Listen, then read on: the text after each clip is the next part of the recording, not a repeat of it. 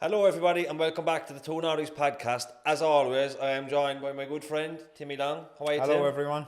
Good I'm man. very well.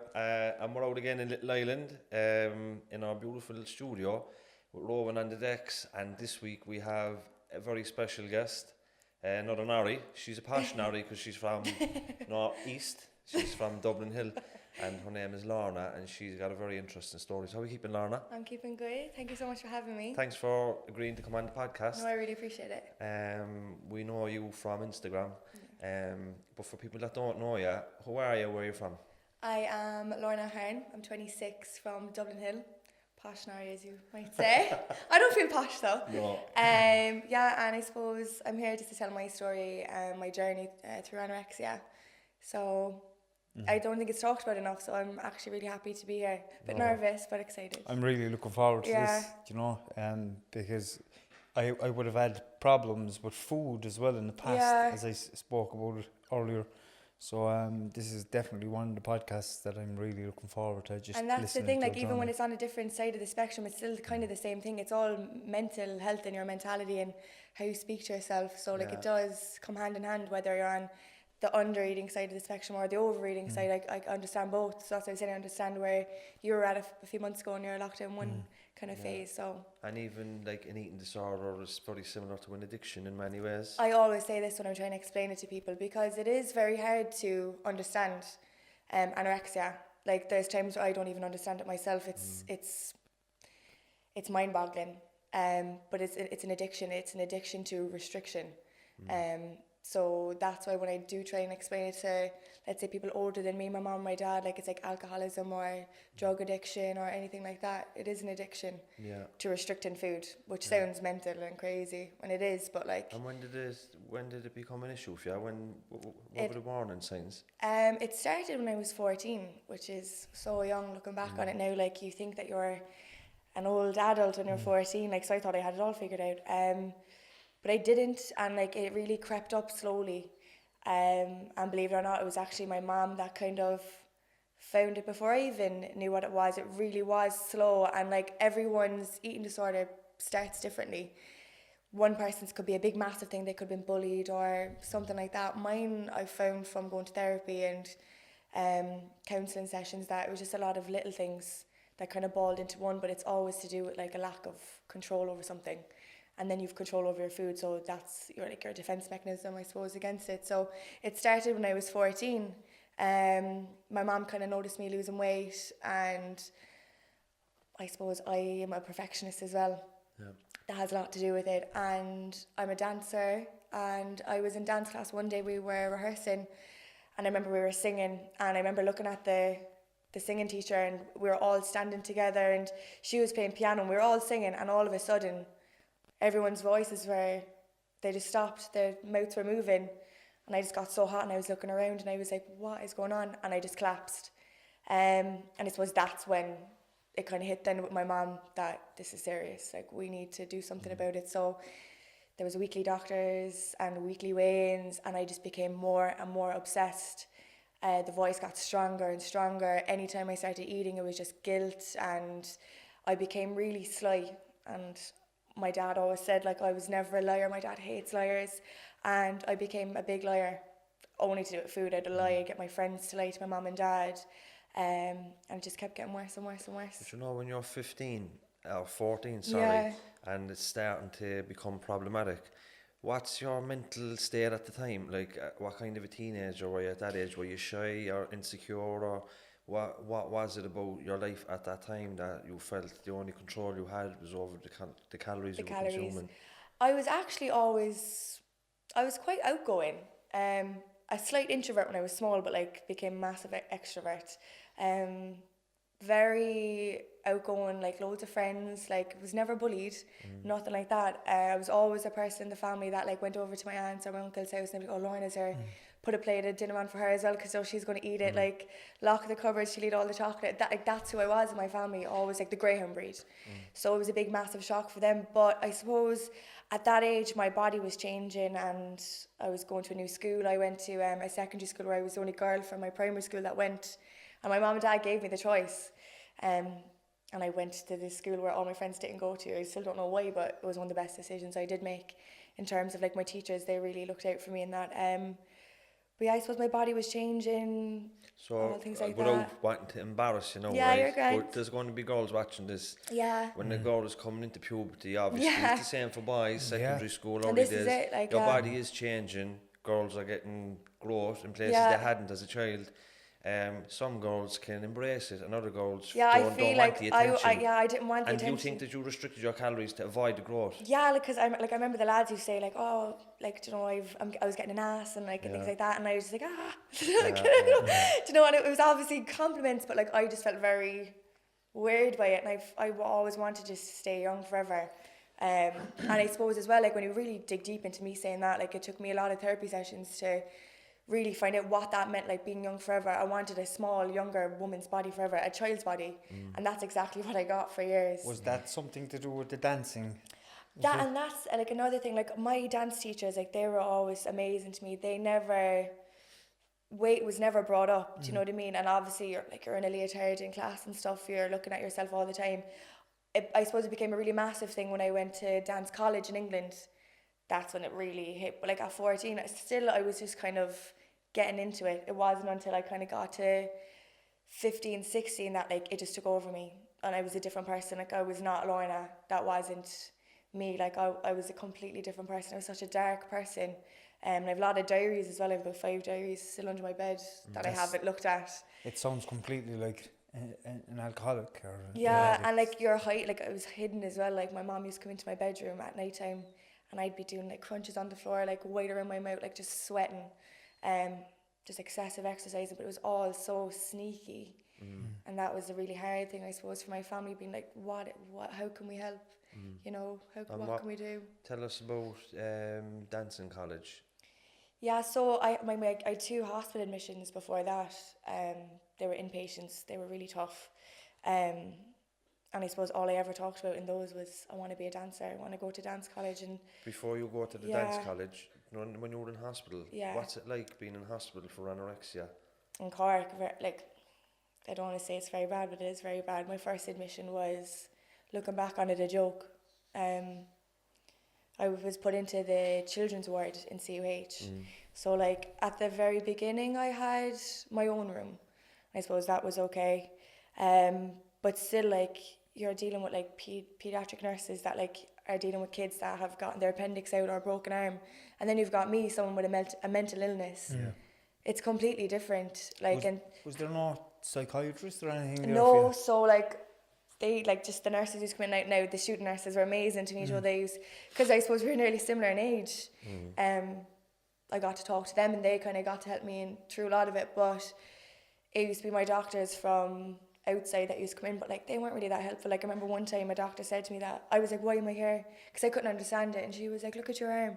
She was like, you're like someone on an advert, like for, let's say, Troker or something. And I remember she said that to me, and I was like, you shouldn't be saying things like that to me. You know, that's not going to help me. So I didn't find it helpful at all. And I actually was discharged because of the swine flu that was rampant in the hospital, and they were like, if she gets it, like, her immune system isn't strong enough. So they let me go. They let me go out, and I was delighted. I was in there for 4 or 5 months. How was your relationship with your parents when you're in and out of hospital like that? Did it cause conflict at home? Or? Yeah, oh my God. Like, I ran away a few times. Like, just I couldn't handle it anymore. But through looking back now, it's made me so much closer to them. They are my best friends. My mom, my dad. I'm so lucky. Like, I'm honestly one of the luckiest people in the world to have them as my mom and dad. But it did cause a lot of conflict in the house. You know, it wasn't the happiest house at times, because it was constant worry, like, is she going to die? Is she, do you know what I mean? What are we going to do? Because like in my second admission, my mom was told, like, you're going to have to prepare her funeral, which is so hard to say, because I was that bad. I was in a wheelchair, like, so I couldn't walk. It's the same as addiction to me. It's like, you have this person, and they're doing this thing to themselves, is what it perceives like our choices that are being made. It's a choice, but it's actually not choices, really. You're a very sick person at the time. And like, if you have a child that's in addiction like that, or a child in an eating disorder, I can imagine it being very frustrating for a parent. Well, what's going through my head is I have a daughter. She's 13, she's nearly 14, and you know, that's what I'm looking at. I'm looking at my daughter when you're speaking, because you were the same age, like when you started to get this. And you look at her and she's a baby, like, do you know what I mean? You're thinking, how can she do that to herself? And then I'm thinking, like, about your parents, like, their child is basically, they probably didn't have the understanding around anorexia at the time, and what it can do to somebody, and they're trying to figure out how to deal with it, and then you're dealing with the shit that's going on in your head. And that's the thing, like, and I thought everyone was being so melodramatic. I was like, what are they seeing that I can't see?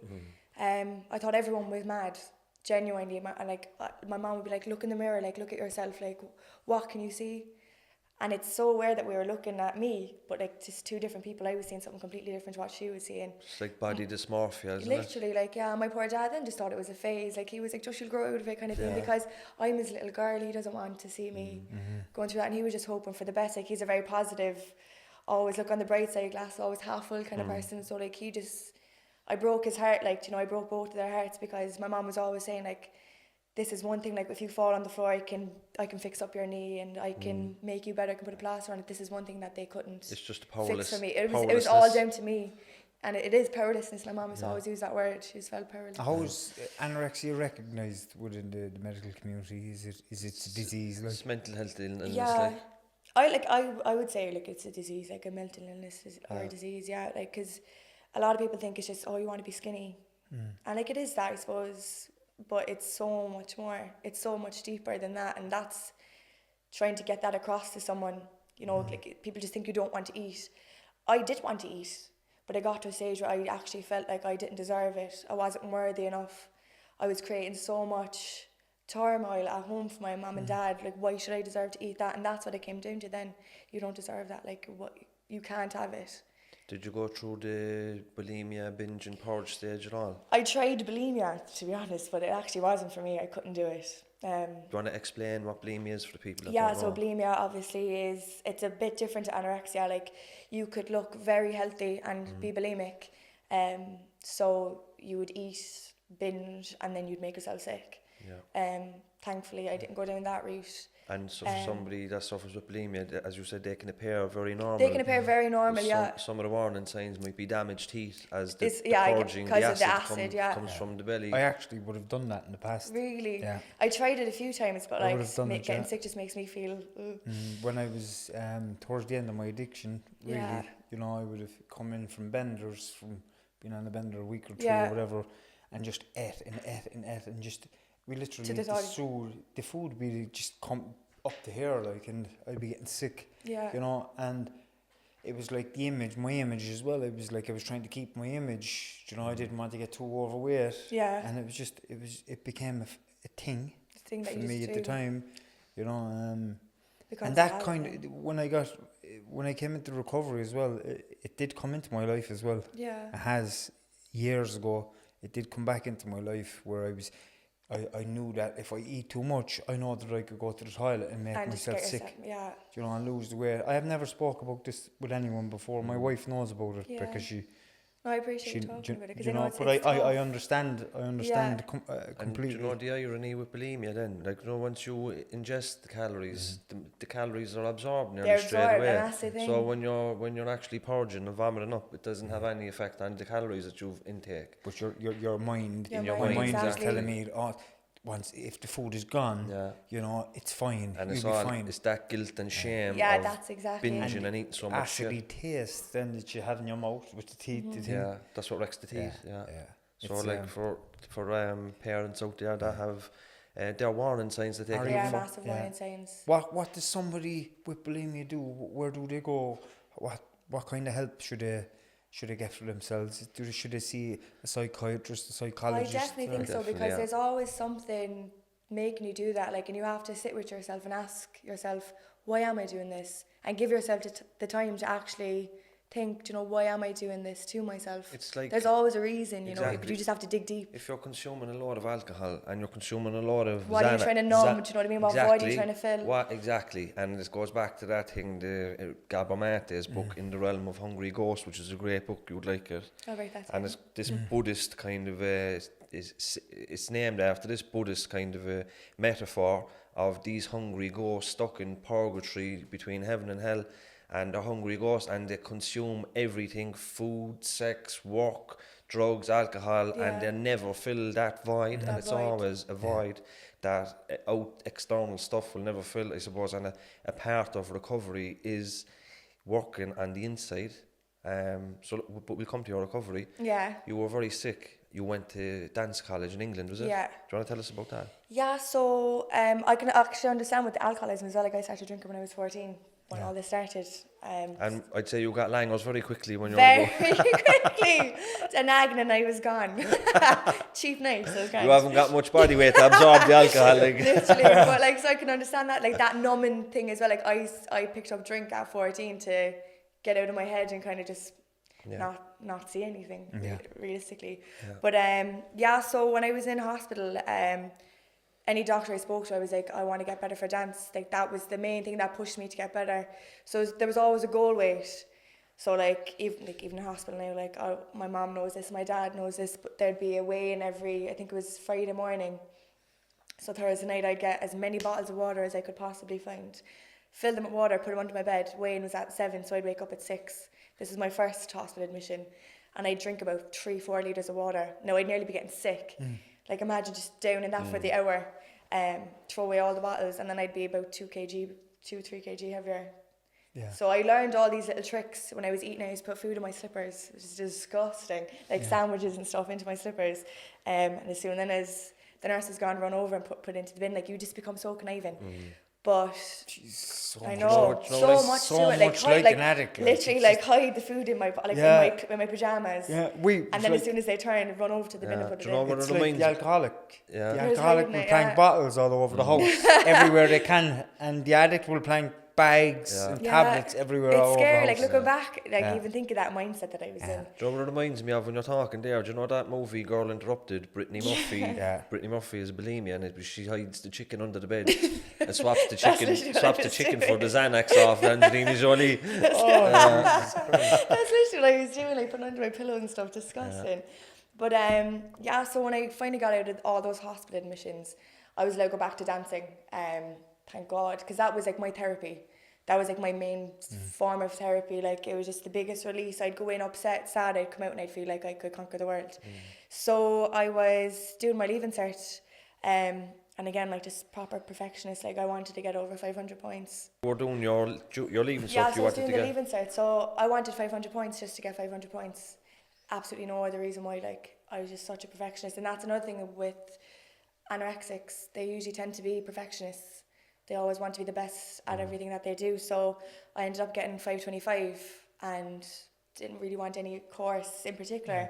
Put down law with French, got that, and I remember like dropping my pen. I had business last, and I just burst out bawling crying because I put so much pressure on myself. I used to do all these weird things. I used to pick at my skin, like a form of kind of self-harm, I suppose, really. I used to pick at my skin all the time.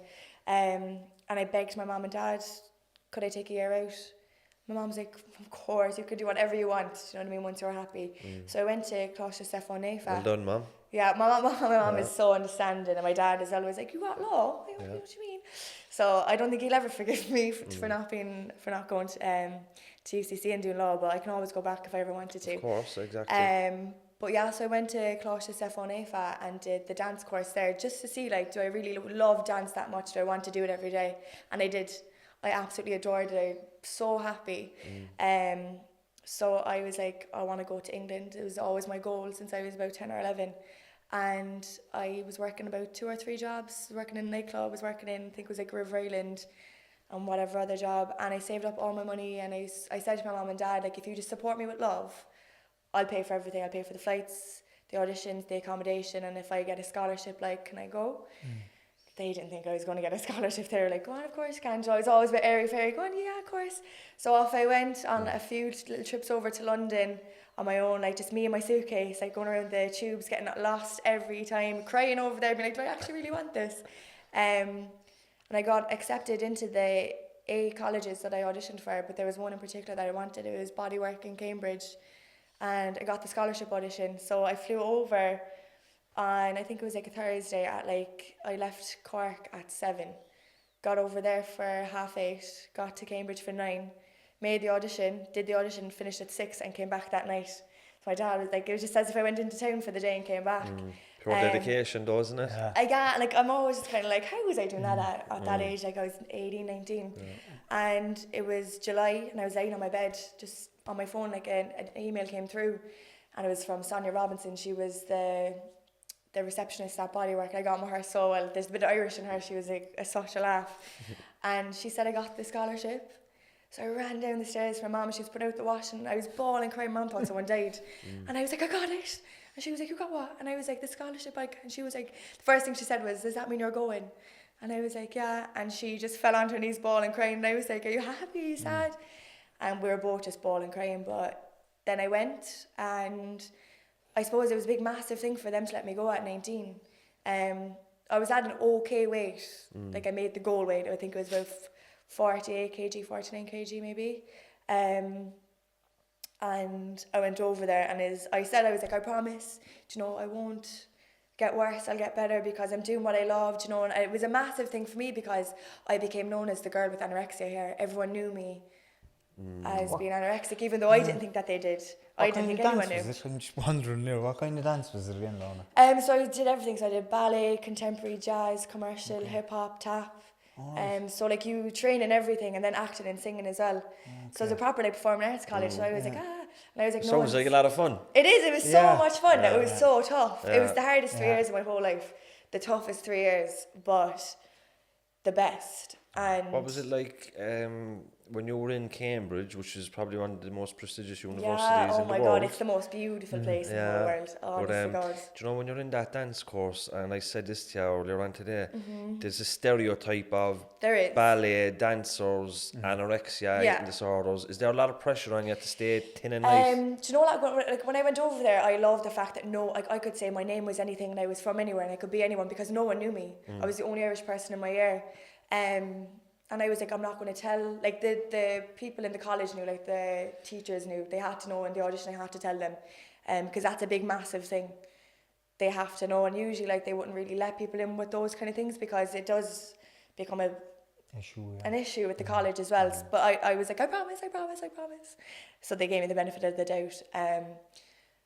But quickly, like, it became so strong, because I was on my own. There was no mom or dad to tell me to have breakfast. There was no one there to make sure my lunch was made, you know what I mean? So my lunch every day was a Tupperware box with, the frozen veg from like Tesco or Dunnes or whatever. There was like peas, sweet corn and carrots in it. That was my lunch, and an apple and an orange. So like, I'd say it took maybe 4 or 5 weeks for the girls around me to notice. Were you hungry? No. I think I was living off adrenaline, which is weird. And I think because it was going on for so many years, like, this is going into like my 5th or 6th year of it now. You're used to it. You're just used to it. Like, like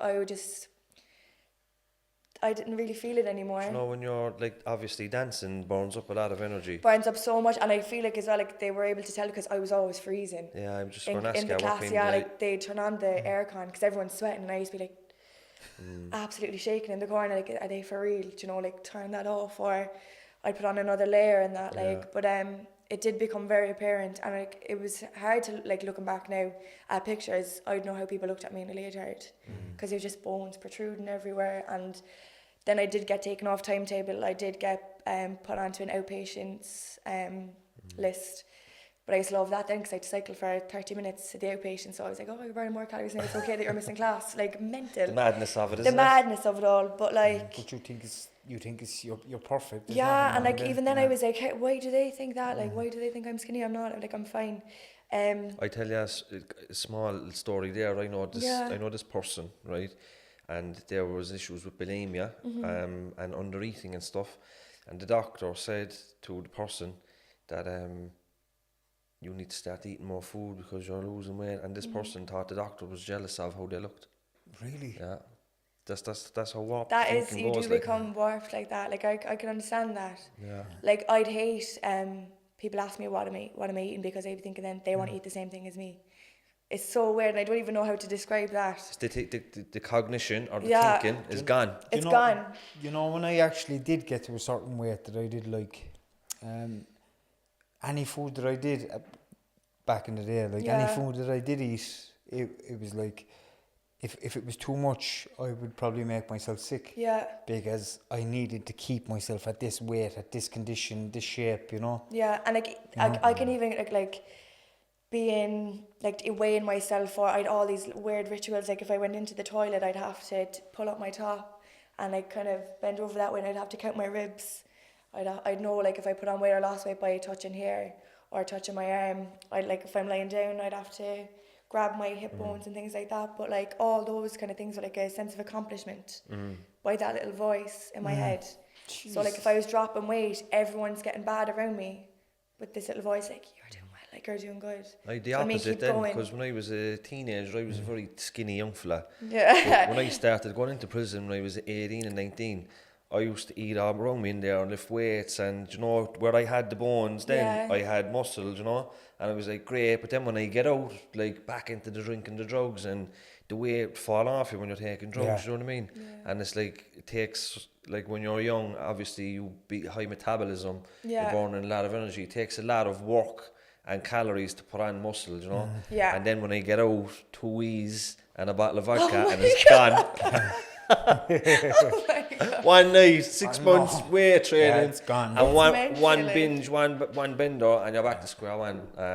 But I can relate with that, you know, not feeling comfortable in your own skin. It's a horrible place to be, isn't it? And I think that's like it really stems from that like lack of self-love and just self-belief, you know. And like I still suffer with it to this day, and that's a tough thing to say. Like, you know, people do ask me like, it's gone now, like, you know, you're cured.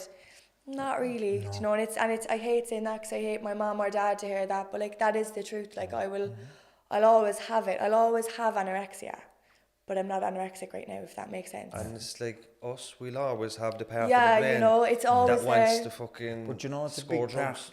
Big part of that then as well is it's like for an alcoholic is the denial.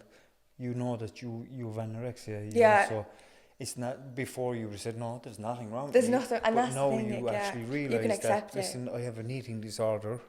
It's the same for the alcoholic. Yeah. And then you've awareness around it. Exactly. Because you know the warning signs. Yeah. And that's the thing. And like a big thing as well is like just accepting it. Like even like for parents now, like if they think that their child is suffering, it is so tough because they really can't do anything until that person is ready to accept it and work towards it. And even when they do accept it, it's so hard. Like you are literally in a battle with yourself every single day. From the minute you wake up, like from the minute I woke up, it was numbers, food, numbers all the time. Writing it down on anything that I had, like in school, writing down what I ate for breakfast. How can I cancel that out? You know, it was constantly like that. Like all my thoughts were just consumed with calories, and I knew the calories and everything. It was weird. Like my mind just a Kinder Bar like was like 111 calories or things like that. Like you just remember, and I was just totally consumed by it. I could be having a conversation with you, and I'd be looking at you, but my mind's just wandering off into. I can food. relate to that. And it's so weird. You don't want the food, but all you're thinking about is food. Like it's a crazy condition. Like it's a massive thing today with young women, isn't it? yeah, and it's like And men. and like that's the thing. Like there was actually a boy that wrote to me on Instagram, and he actually suffered from it as well. And there's not many boys that maybe even openly talk about eating disorders and things like that. Like even with the gym and stuff, it is sometimes people do get a body dysmorphia with the gym. Do you know what I mean? It's never enough. And in the age of Instagram as well. Yeah, like I was lucky I didn't have Instagram at that It's tough stage. because for men and women, Yeah. there's a lot of if you're a man on Instagram, there's a lot of good-looking men on Instagram, you know, in the best shape of their lives, you know. And a man can feel under a lot of pressure when he doesn't look like that. Yeah. And it's the same for a woman, but it's not really spoken about for men. And it's hard, I suppose, when you're I'm mid-30s now, you know, 35, like. No way. I'm a married man, you know, I only need to please one person, that's my wife, and she don't complain yet anyway. But I can imagine for a young person that haven't got that maturity, this is what leads to the rise in anabolic steroid use. Yeah. Actually, there was a lady, I'm going to ask you the questions that were submitted, Yeah, because of I want to course. I asked people to submit some questions, but Good. one of them anyway, just because we're on it. In the fitness industry, where you have meal plans and calorie counting and all that, do you think that there's a risk of relapsing back into that? For myself? Yeah. Do you know what, like, I'll be dead honest, there's days still, like, so basically, I I'm working in Exceed, and they have really changed my life. Josh and Leon, they're the owners, and from, let's say, me a year and a half ago to now, different person. And it's just because of the environment that I'm surrounded by, the people that I'm surrounded with, my colleagues. But I think you guys know him, his name's Alan O'Mahony. Yeah. Yeah, so Is he from Baker's Road? he's living up in Dublin Hill now as well, so but he is from Baker's Road, I think. I think so, yeah. Yeah, but he knows you anyway. So I work with him, and he's become my training partner, and now he's my coach as well. So like I put all my trust in him with the food and stuff, because I can write myself a meal plan, and I can tell myself how many macros, calories, what I'm meant to be on for my goal. But there's times where I literally I can't do it, and I need someone to kind of be in charge of that, because I'm still at a stage at times where like and I'm very open with Alan and be like, right, today actually I couldn't eat today, and I still have those days, and that's tough to say, and I keep it a lot to myself, because I don't want to panic anyone, because I know tomorrow I won't dwell on it. But yeah, like I'm not as obsessed. I suppose, as I said, like I'll always have that voice, but I'm a lot stronger, and that takes years, and that takes time, and that takes growth. And I know myself, if I was to fall back into that kind of mindset, I would ask for help. Thankfully, I've been through different like I'm into fitness myself since I gave up the drinking and the drugs and that, but over different stages I've had different meal plans, and I'd be great for 3 or 4 weeks, and my fucking boiled rice and my chicken and all these things, it always ended in a binge, and it always ended in what we're talking about now, minus the purging, it was always like 4 weeks gone down the fucking Swanee binging, and I just came to the realisation the calorie counting is not for me at all. It doesn't suit me. The restriction, I don't enjoy the training. I don't enjoy the food.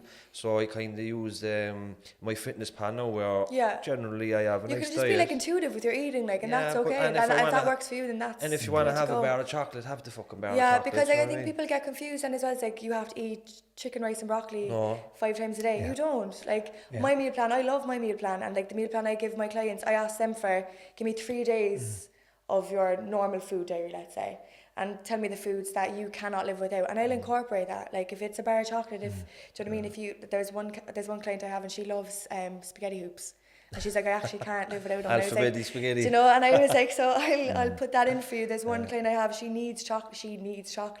I'd be like, I'll give you the chocolate. So do you know what I mean? So like there is that kind of warped mentality. Like if I lose weight, I have to just have chicken and rice. You don't. It's calories in versus calories out, and there's one word that I would have had a problem with, and I would have used it for many years, down through the years, trying to get into certain a weight that I wanted. It was the word diet, and I've kind of changed the word from diet to healthy living lately. And that's a brilliant way to put it, because when there's a word like diet on it, it's to get to something and be finished, and then try to go back to the way you were before and try to balance that. But if you go into the healthy living, kind of... it becomes more of a lifestyle choice. It's your lifestyle, exactly. It's not just this 4-week kind of thing, 4-week package, like with a diet plan and a training plan. It's a lifestyle now, and that's the best way to put it. That's a really good way to put it. But to bring it back anyway, you were in Cambridge. Did you graduate from there, or how did that finish? Yeah. So my first year was dreadful. I feel like I didn't even do my first year of college, because I'd be in class and the teacher's explaining the exercise, and I'm just staring at myself in the mirror, looking at me in the leotard, and I was just completely obsessed with myself and my appearance. And you know what? When I say that, it probably sounds like, oh, she loves herself. I absolutely hated myself. I hated looking at myself. I hated what I saw. And that's so tough to say. We understand it. Yeah, I honestly I hated myself. And it was just looking and being in that environment every day, mirrors on this side of the room and that side of the room, and you couldn't escape your reflection. So I was put into an outpatients unit, so I was kind of going there, I think it was maybe twice a week, and that was actually just for people with eating disorders, way better than kind of what we have here in Cork. Now there is a place in Cork, Cork Eating Disorders Clinic, I think it's called. I was going there for a while, and they were really good, but it's still there can be so much more. So I was going there for a while, and then because I was over 18, I could take myself out, so I did. I just like signed myself out of that. Now I feel okay. And when you finished Cambridge, did you come home? No, I stayed for a while. And were you working? Yeah, I was working in an Irish bar, and I absolutely loved it. They became like a second family to me. But it was the gym that saved me, really. I found the gym in like my second year of college. I was like, I'm going to join the gym, and everyone was like, oh my God, she's going to die, like, she's going to kill herself. No, I'm not laughing at it. Yeah, I'm no, just laughing at the madness of the thinking Yeah. that The dancing 6 hours a day. Like we danced from 8:30 till 6, and I was working about 3 jobs over there because I was paying my rent and that myself. And I was like, I'm going to join the gym, and everyone was like, where are you even going to find the time? But I found a 24-hour gym, so I used to go at 3 a.m. How was your body even recovering without it the was, protein and and my stuff? mom was always like, how were you working? Like, how was your body working? And it was pure adrenaline, I think, because I just loved being on the go constantly. Like, I was getting about 3 or 4 hours sleep a night, not even. And the mind then is just constant. There's no such thing as sitting back and saying, relaxing, what is actually happening here? What am I doing? And that's the thing, I never kind of gave myself time to really sit back and think, what am I doing? And I found the gym, and I was like, I remember you have to do an induction, so like you meet a PT and they like to show you around the gym and stuff. And the guy that I had was Chris. I actually became a really good friend of mine. I remember one time then I was on the treadmill, and like I was so tiny, and he came over and he was like, would you not try the free weights? Try pick up weight and like put on like a bit of muscle. And I was like, no. Girls have this idea I was that so if scared. they start lifting weights, they're going to get bulky, but girls aren't built like men. And that's the thing. I actually did go to the gym at home with my boyfriend. He actually did introduce me to the gym first, and he was kind of saying, Joe, like, let's get you strong and healthy. There was a long distance relationship going on this time. Very tough. Yeah, very tough. But like he was with me since I was 15, so like he helped a lot. He was very understanding. I can't even imagine how it was for him to put up with me at such a young age. I didn't know what was going on with me. How could he have known? Do you know what I mean? So yeah, we were together for my first year, and then we broke up then for 2 years. I suppose like he hated me being over there, because in my first year, every time I came home, I was smaller and smaller and smaller. So he was like, you're over there killing yourself. My mom and dad were saying the same thing. But then I was like, fuck this, I'm going to prove everyone wrong. And I started picking up weights, and I became obsessed. Now, I was badly obsessed at the start. I had to go to the gym twice a day with college and my 2 jobs. Jeez. Yeah, like how was I even finding there was I don't even know.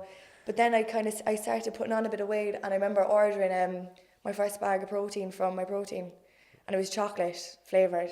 And that was my first time having a bit of chocolate in I don't know how many years. Oh yeah. And I was like, oh my God, what is this? It was delicious, because I was just having the same food every day, and it was just the vegetables, do you know what I mean? So like that was like and I remember the girls were like, Lorna, that is disgusting, like it's horrible, like that's not real chocolate. But to me it was like The sweetness that it was for years. I used to be so excited for it.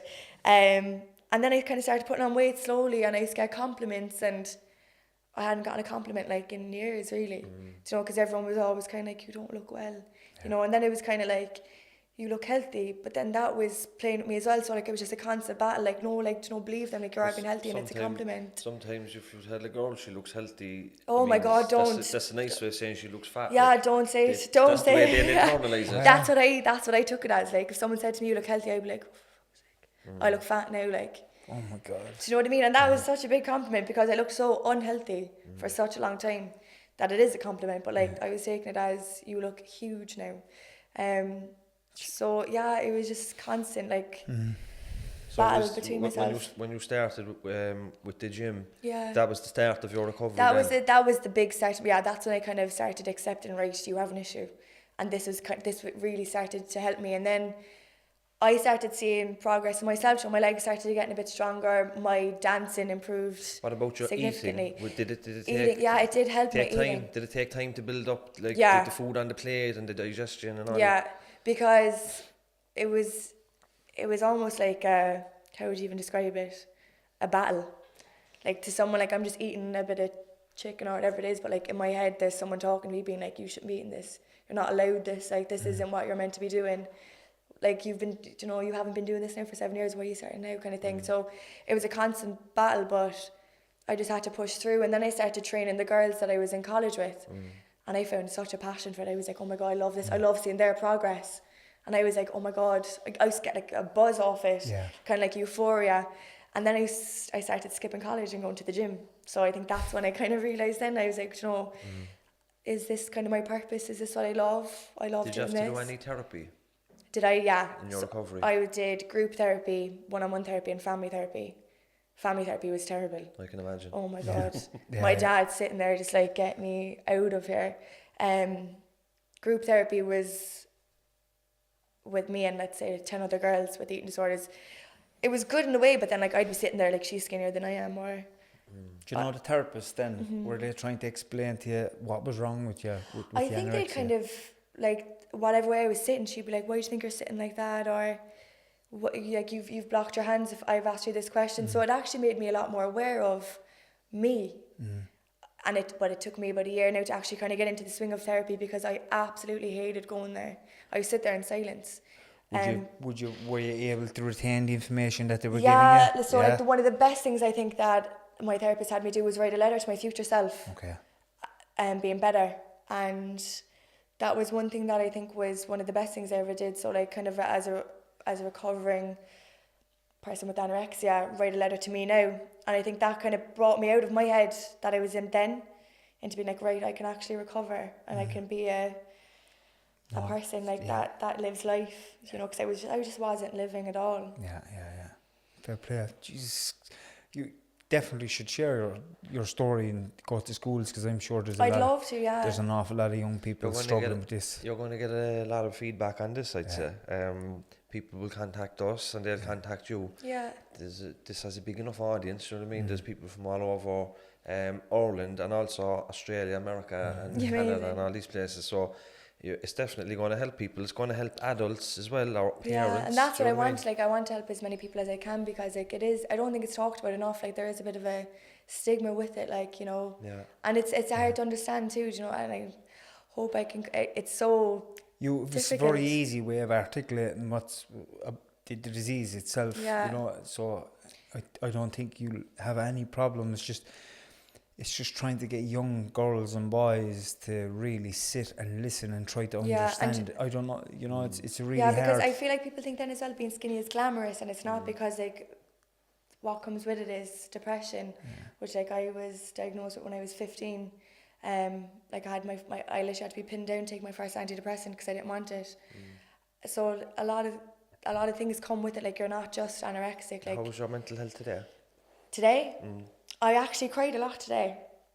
Sometimes good. Yeah, sometimes good. You know, like I still take my antidepressants. You know, and there's times where that kills me to have to admit. No. You know, because it's and I know that there shouldn't be any shamefulness stuck with that. You know, but I suppose it's just kind of accepting who I am, and I do forget like how far I've come, like to where I am now. But like today, because I do tend to forget like the dark places that I was in, and like what I've seen in my different hospital admissions and what I've been through, and I just the person that I was is dark, you know, and I kind of relived that today before I came here, and I just had a couple of tears to myself. You know, I just wanted to get it out before I came here because I didn't want to cry down here. I don't know. Well, look, you're doing very well. You're very composed. But if you want to cry, you can cry. Don't say that. We can't comfort you over social distancing, though. So just be aware of that. Do you know what I do when I look at somebody that is in recovery, and you're in recovery as well? Yeah. The wisdom that they have, and they can offer other people because they've came through it, is phenomenal. And that's one thing that I am very grateful for. If I could go back in time, I wouldn't change it, because I feel like I grew up before my time. I saw things in hospital that like I wish I didn't see, but it did make me grow into the person that I am today, and I do look at the world differently. Like, every day is a gift, you know what I mean? I am so grateful to be here, because I did have suicidal thoughts, and like I did try, you know, and that's tough to admit as well, you know.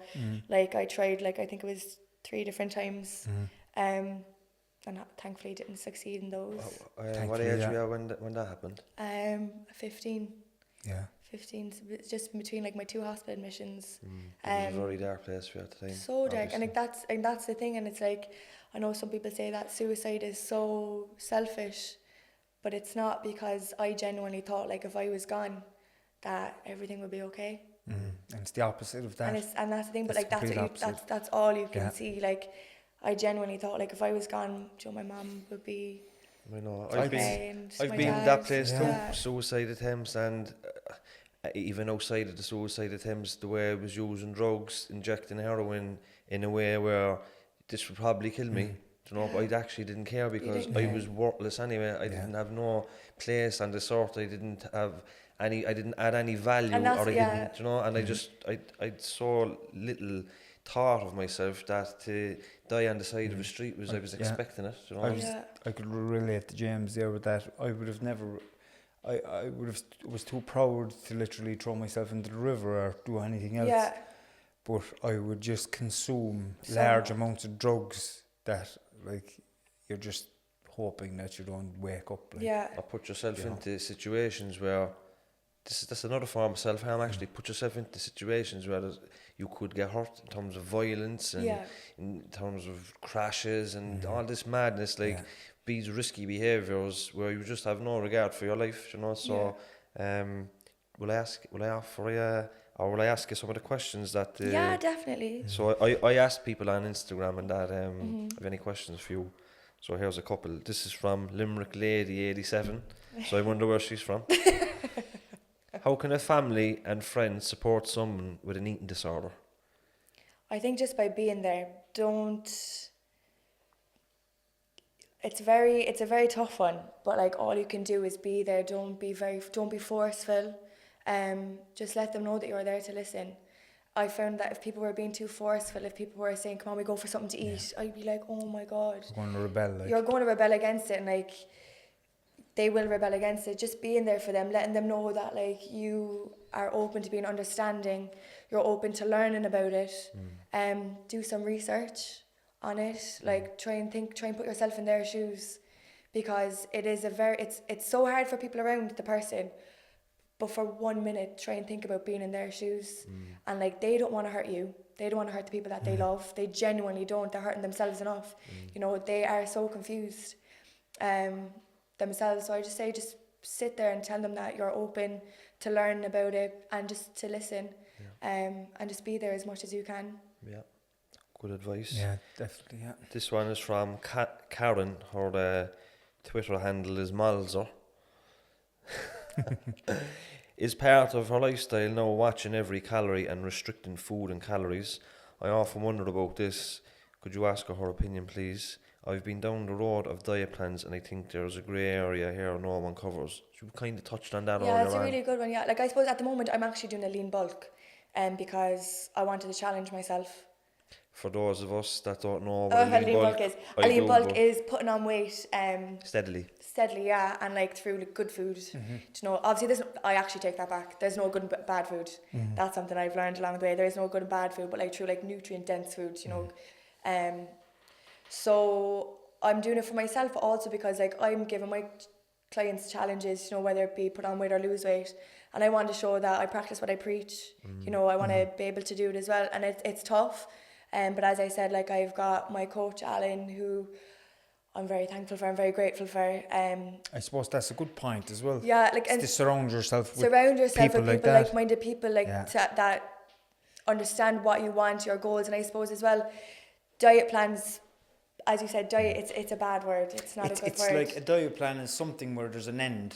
Yeah, this is what you want, a continuous lifestyle, as you said. It needs to be a consistent thing. Yeah, definitely. And a diet can mean as well, diet means that I'm cutting out stuff I don't want to cut out. And you don't have to. No, definitely not. Exactly. I suppose my aim is now is to get to a certain weight where I've lost enough weight where I'm comfortable in my own skin, where I can start wearing clothes that I would have wore there last year or the year before, and to get to a place where I'm a little bit more athletic, because you know at the moment I wouldn't be there, and when I get there then like it's not this getting there, I just want to keep it at that you know, and keep eating the same food. There's no restrictions. Like we've all heard of the cheat meal. Yeah. You know, the cheat meal is the worst thing I could do. because the cheat meal will last 3 days with me. 3 days Cheat weekend. And that happened last week. It was the cheat weekend. It was in the cheat. Sure, something nice hash. Added to the cheat meal. And then you're going into the Saturday and the Sunday, but it's just your cheat meal could be a very, very, very nice meal. And do you know what I learned in the last few months was use plenty of spices and herbs and stuff and give them that extra bit of flavour. Yeah, it doesn't have to be bland. No, it doesn't have to be bland. I remember eating cod just with inside in the oven with no flavour and cod and just raw rice and I was like chalk going down my fucking throat. God, you're betting back water then to get it back in throat because it won't go down, it's too dry. That was back in the day when it was nuts, like trying to put on. When I came into recovery that time now, where all I had to do really was nothing expected of me but just stay sober. Yeah. I used to go gym twice a day. I ate about 4,000 or 5,000 calories. It was big food now, alright, like. Yeah. But fucking hell, it's very hard to maintain, you know. And even as you get bigger, it's not that I was satisfied with how I looked. I wasn't. You know, I was just eating food and mad training, eating training, and where does it end? Like it's again like, looking for the external stuff to make you feel better. But you know what also done, James? Like, and you know this from being in recovery, and it's literally taken over the addiction in your life. Obsession, yeah, that's what happened with me. Like, know? I feel like it overtook it, but I was so addicted to the gym in a bad way for a while. It did overtake it. It's finding something else to kind of overtake the bad addiction. Somebody actually asked a question on that there. That Malzer girl, did you swap the obsession? Now, this is not a negative. Yeah. Because people say to me, or you swap the addiction to drugs to an addiction to work and education and all these things. It says, so what? It's fucking healthier, isn't it? You know what I mean? And if you swap your anorexia for another obsession, but it's healthy and you're happy, so there's no problem. Like you have to channel that energy into something. Something else. Yeah, exactly. Yeah, no, it definitely was bad for a while. I had to find the balance. Like, as I said, I was going at least twice a day. And if that meant going at 3 in the morning and then in between college at my break, I would do it. Like, it's just finding that, like, and it's just growth. It's just self-growth and, like, just learning how to handle it and just, as you said, giving yourself the time to learn about yourself and what's right and what's wrong.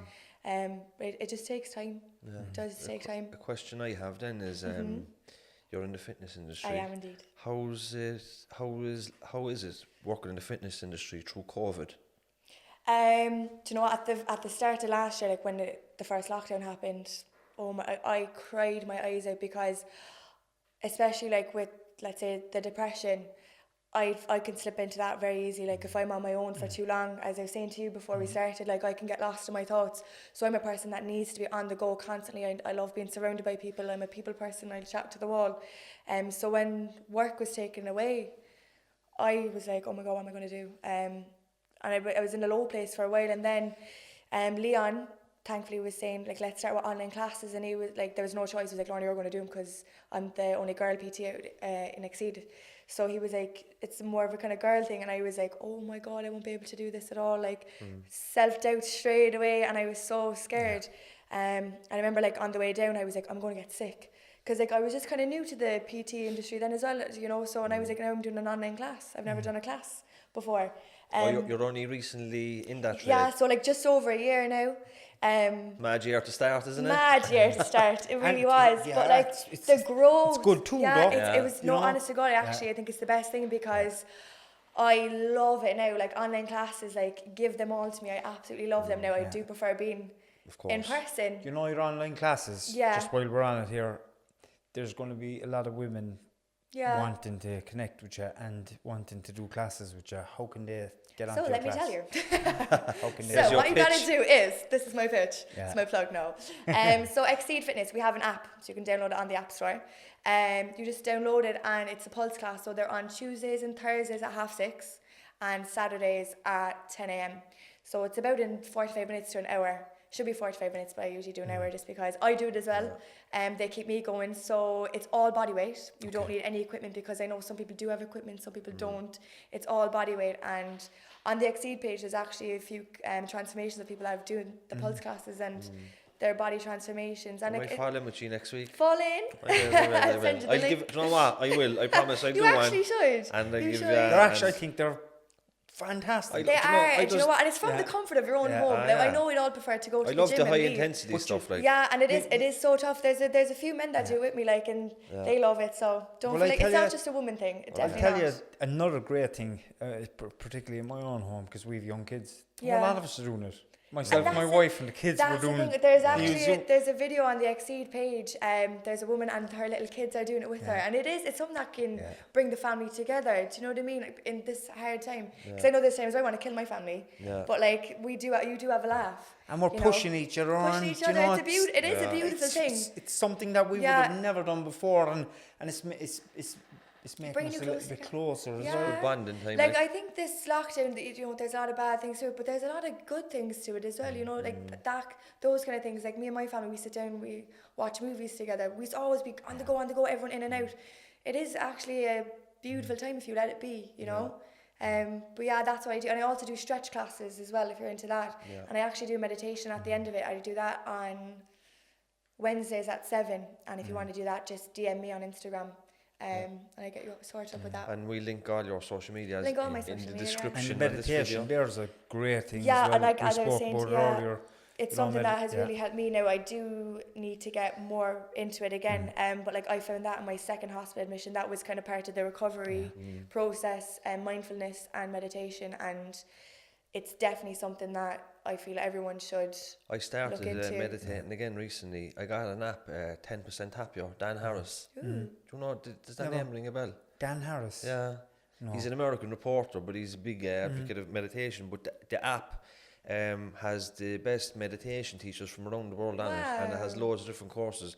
But it has 2 basic courses, which is for beginners, obviously. Yeah. And it just explains meditation, how you can do it, what to expect. And it's just a brilliant app for beginners. And then there's a paid version if you want the more, the different courses. Yeah. The one I'm doing at the moment is around sticking to your plan or sticking to your goal, sticking to your schedule, that type of thing. But they're guided meditations. But anyway, we don't get any money from them. No. That's just an app I use. 10% I just want to mention this. But we'll accept money if they want to give it. I just want to mention this about meditation, because there's a lot of people that I've spoken to, we've all spoken to, and they've all turned meditation away because they said, "Oh, I can't do that. I can't. It's not in me." I often said this when I started meditating. It was inside in a prison cell.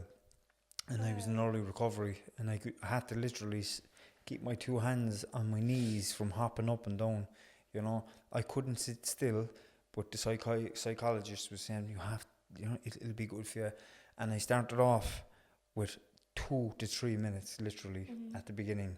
And I just kept working my way up and just focusing on my breath and bringing myself back to the breath every time my mind would go off, and consistently keep doing that. Anybody can meditate. They can. Anybody. And stop telling yourself you can't do something. Everybody can do it. The minute you say you can't, then you won't. It's just that voice. It's just your your ego is trying to tell you, no, they want you to, the mind wants you to be busy consistently. Just try it. Find something that's good for you. It might be a guided meditation. It might be music where there's a waterfall, or there's birds making a noise, or a stream. Just sit back and don't go into your head. Go into your thinking. Just go into your breath. Feel your breath going in through your throat, down into your chest, and feel it going into your belly and back up. And every time your mind goes off again, just bring it back again to your breath. I think we should have our own 2 Norries guided meditation. Yeah. I'd have no problem doing a guided meditation. You have a lovely you say, close your eyes there, Sola. You know what? We actually started our own meditation class when we were in Shelton Abbey, and it was very, very, very successful. I used to meditate underneath the stairs in the hallway because I couldn't find anywhere. Wow, the Harry Potter. Anywhere to... Yeah. Well, imagine now, right? Close your eyes there. Close your eyes to me. Yeah. Close your eyes there, Sola. Be aware that the surroundings there, Bible. Well, listen to this, right? Listen to this. Walk with it. I'd be meditating underneath the stairs. It's an open stairs. Just picture this. And there was one day, I was new to the place, I hadn't a clue where to go. I couldn't find a quiet place anywhere. Next to Chief, the chief of the place comes up. I opens my eyes one day and there he is just standing there looking at me. Like, what is his he up head to? like, what the fuck is going on here? You know, but in the end, they started asking me a little bit, what are you doing? And I explained to them why I was doing it and where I was in my life. And they started bringing in meditation teachers and stuff after a while into the prison. They started to teach it. By that time, we had our own little class going. There was about 4 or 5 of us, and we'd go away and we'd meditate twice a day in the hall. And I see people's lives change because of it in front of my eyes. My own life changed dramatically. Yeah. It saved my life literally. That's like, amazing. You know, because it actually took me away from all the madness that was going on in my head. Yeah. You know, I was able to surrender into all these feelings and all the mad shit that was going on. I was able to step back and kind of be the watcher of all these mad negative thoughts and that I was bad and all this. Yeah. And my life changed dramatically because of meditation. But I was meditating 1-2 hours a day, and I was just consistently bringing myself back to the breath. Yeah. Every time, and I was being compassionate to myself, which is critical as well. You have to, every time your mind goes off into thought, and you could be caught up in that thought for a minute, 2 minutes, maybe 5 minutes. Yeah. And then we've a natural instinct of saying, fuck's sake, you've done it again, you've gone off. But you know, you have to be compassionate to yourself and saying, it's okay. Do you know in that course that I was doing now with the app, right? Yeah. He was saying, he was saying to me, he's saying on the app, do you know what I mean? Yeah. Not specifically to me, I didn't pay him that much, but he was saying, when you're meditating like that, you have thoughts, sometimes you'll be aware of them when they start, sometimes you're in the thought for like you said, a few minutes before you go. He says, but being aware of the thought, that is meditation. Just being aware. Like, it depends. Being mindful. But you have to have a strong awareness to be aware of the thought, to be the watcher of the thought. Yeah. And like when you say watch, like that's like me, you know, as I was saying to you before we started, like the anorexic voice in my head and mine, I couldn't differentiate. Yes. I just thought I was anorexia and nothing else. There was no more to me. And it took me years to be like, right, there's actually 2 people in my head fighting. So obviously one of them is not me and one of them is me. So like meditation kind of helped me realise that like, Lauren, you know, you're not just anorexia, you're not just anorexic, like, and you can fight against it, you know, because there was 2 voices in my head. There was like me and the other one. But when you're sick, the inner critic is the loudest one. Yeah, and that's the thing, like I could only hear one of them for so long. But I still have the addict voice in my head. I do too, and I'm not going to lie and say I don't do. Like they say, if I'm busy in work or if if there's a lot going on, and I feel under pressure, the addict part of my brain is like, don't be nice now, and all this Annex. Yeah. Or don't be nice now, bottle of vodka. Yeah. And forget about all this adult shit, because there's too many responsibilities, and it's just want to fucking escape. And that's like me, like when I have if I feel really stressed or if there's a lot going on, I won't eat. And it's not that I won't eat, I literally can't. And it's sometimes I don't even realise it. It could be 5 p.m. and I'm like, fuck, I haven't etten. Some people are the opposite. Then and they then just keep eating. You know, I would be that. If I was like, all the stuff that would have kept me going down through the years, the drinking, the drugs and the gambling and all the other shit, they're all gone. It's like, no, you have food because you have to have food.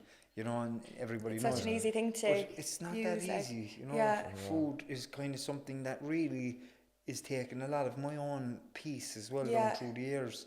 You know, it's gone from the alcohol and the drugs where I had no awareness whatsoever, and I got a little bit back and I had a good bit back, and then the food started creeping in, you know. It's a tough thing, like it's a tough whole thing, because I guess some people just don't get it, and as I said, like I understand both sides now, because it's a mental thing, and there's something making you use food to block off something else, fill that void, you know.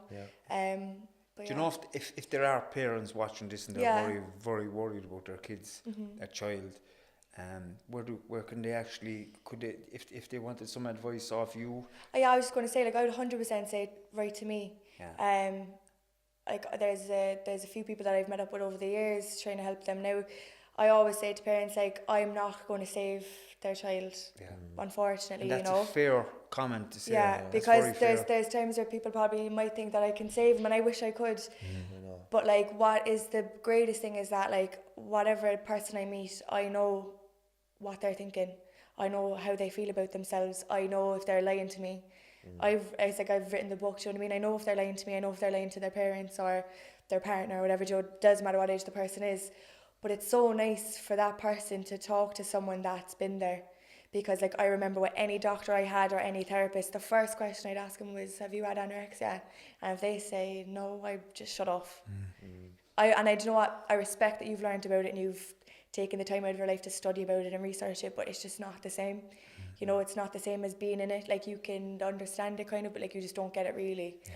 So if there is anyone out there that has someone, or even that someone that's going through it and they need a person to talk to, like my time, I'll give it freely. Do you know what I mean? Like that's the reason why I wanted to come down here and talk. Because I didn't really have anyone that had been through it and that actually got better. So like to me, I was like, this is just the way I'm going to be for the rest of my life, and there's no end to it. Like it'll never end. But it can end. Like there is light at the end of the tunnel. Like there always is. You just have to work really hard at it. And I'll do as much as I can for anyone to get them through it. I think even going into schools. That's something I really do want to would be a do. fantastic thing to I'd do. love to do it. I actually went back to my old school, Gael Close Travera, years and years and years ago, and it was such a nice thing to do. Years and years and years ago. Years and years and years ago. I feel it's now I'm going to say an age because you get Back bad. in the day. But no, I feel very old lately. But no, I'd love to do that because I think when it, like looking back when it started at 14 for me, you know, it's something that could hopefully be stopped for another 14-year-olds. There's 14-year-olds out there right now in the same place. And especially like with the Instagram and stuff like that, social there's media, a lot of like pressures it's on people. So there's no better Colleen than to go in and have a chat with those young people. But look, we're I'd going to love have to call it a day because we're going out for a while, an hour, and the cameras kind of give us about an hour. But thank you so much for coming on the podcast. Thank you so much for having me. Yeah, you represented yourself very well. Thank you. You're very easy to talk to. There's a lovely energy from you and a genuineness about you. Thank you so much. And any closing comments to me? No, again, thank you very much. And I'd say your mother and your father are probably very proud of you from coming where you looks like a crane. You know, but it's true. You know, you look very healthy. And I'd say just keep going what you're doing and keep all those positive people around you. You know, and listen, you're going to inspire a lot of people tonight. So just keep doing what you're doing, and thank you very much for coming on and giving us your story. No problem, it was my pleasure. And again, just to reiterate, like if there is anyone out there that does need someone to talk to, just write to me and I'd be more than happy to help. Well said, well said. And look, thank you Lorna, thank you Timmy, thanks Rowan, and thanks to everybody at home. Whether you're listening on Spotify, YouTube, Apple Podcasts and all these, please subscribe to our channel. It really helps us grow it. And we'll see you all next Saturday morning again. Slán. Thank you. Slán.